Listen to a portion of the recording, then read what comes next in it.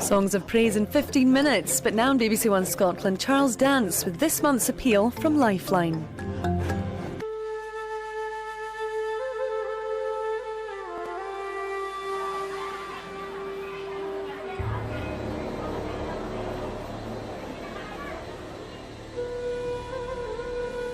Set amidst the breathtakingly beautiful Himalayas, Nepal is a country that looks like paradise. But for many of those who live here, it's a very different story. Nepal is one of the poorest countries in the world. In winter, temperatures drop well below freezing, which means crops don't grow and there's almost nothing to eat. Ambika's 32. And she's one of thousands of very poor people who've come to the capital, Kathmandu, in search of food and shelter, only to end up homeless and forced to beg to survive. Like 80% of the women in Nepal, Ambika's never learned to read or write. Abandoned by her husband, she's struggling to bring up her 3 daughters. But there is a charity that is working to help those most in need to escape the misery of poverty. Rokpa, the word means to help or serve in Tibetan, has been working to dramatically improve the lives of the poorest people around the world, whatever their religion, nationality, or cultural background. Celebrating its 25th anniversary this year, Rokpa now supports or runs over 120 projects in Nepal, Tibet, Zimbabwe, and South Africa, and it has already transformed the lives of tens of thousands of people. In Kathmandu, Rokpa offers a lifeline to hundreds of people every day. Throughout the winter months, the charity runs a soup kitchen. Every day, up to 800 warm meals are handed out to anyone who is hungry. Food is served up by unpaid volunteers from all over the world, dedicated supporters of Rokpa. And that's the great thing about this charity. Anyone who works for Rokpa gives their services for free, and admin costs are kept to a bare minimum.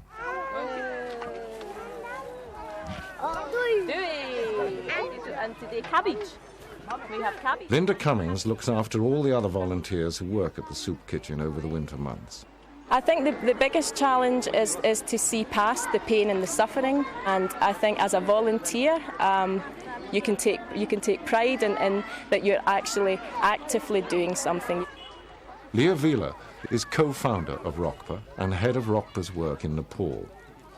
Young and old affectionately call her Mum.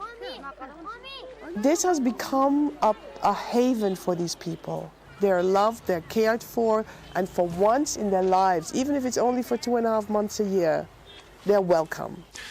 Rokpa offers anyone in desperate need the essentials for survival, food and warm clothes.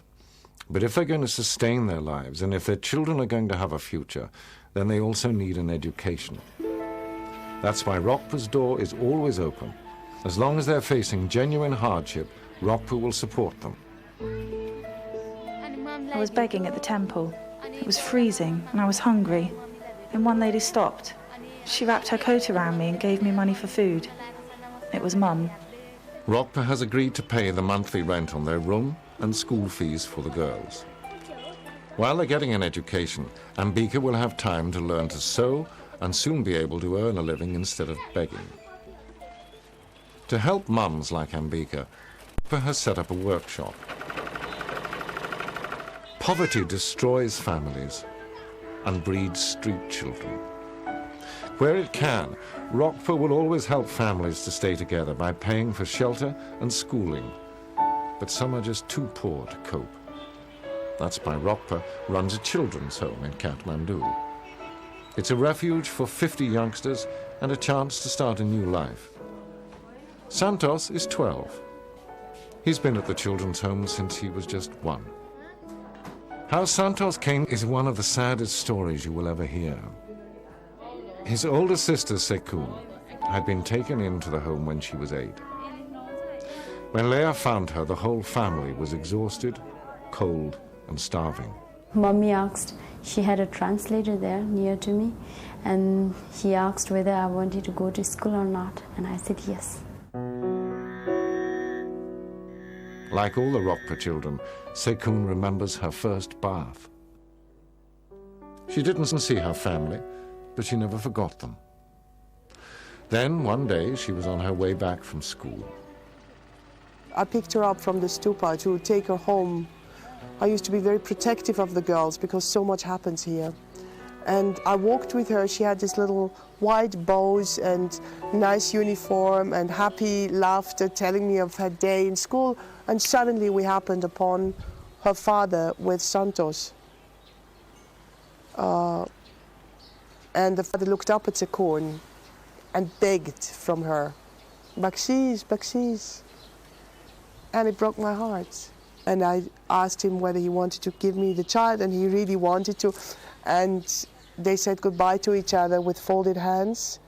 And I carried the little boy down, all the way down to our children's home.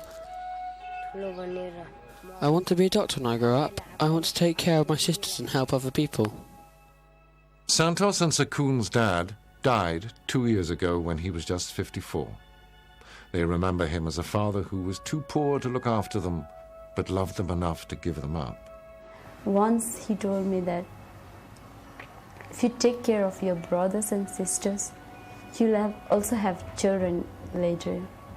So you should learn to be nice to the smaller ones and respect the elder ones. So that's why I can remember him through his words. I know from experience that the girls who have been educated, their children never will go in the street begging.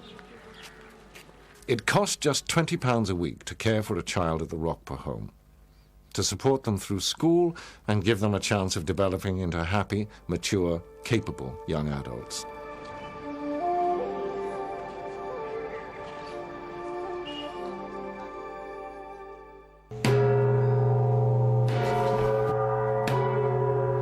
For us, Tibet conjures up images of mystery and romance, snow-capped mountains and red-robed monks.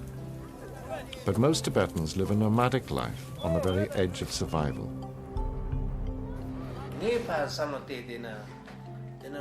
Akong Rinpoche, president and co-founder of Rokpa International, is a Tibetan who fled his homeland in the 60s to return in 1983 with the specific aim of helping the desperately poor nomadic people to dramatically improve their lives. If you have an education, then you can able to use the education in a good way. Education is like precious jewel. With the approval of the Chinese government, Rinpoche has set up schools and teacher training colleges. In rural Tibet, 1 in 10 mothers dies in childbirth, and infant mortality is 147 out of every 1,000 births. It's an unacceptable statistic in the 21st century.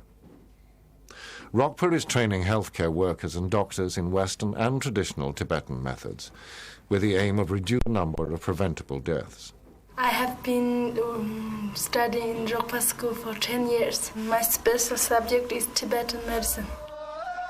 Yang Zom is just one of 300 graduate medical students who are setting up clinics in their own villages. The charity wants to save lives and make life worth living. But it can't do that without your help.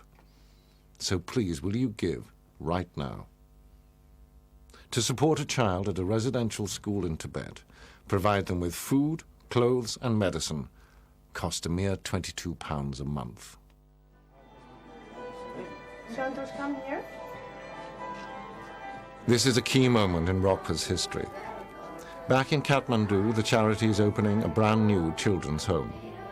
It is twice the size of the old one, with room for 100 children. Every single brick was paid for by Rokpa supporters.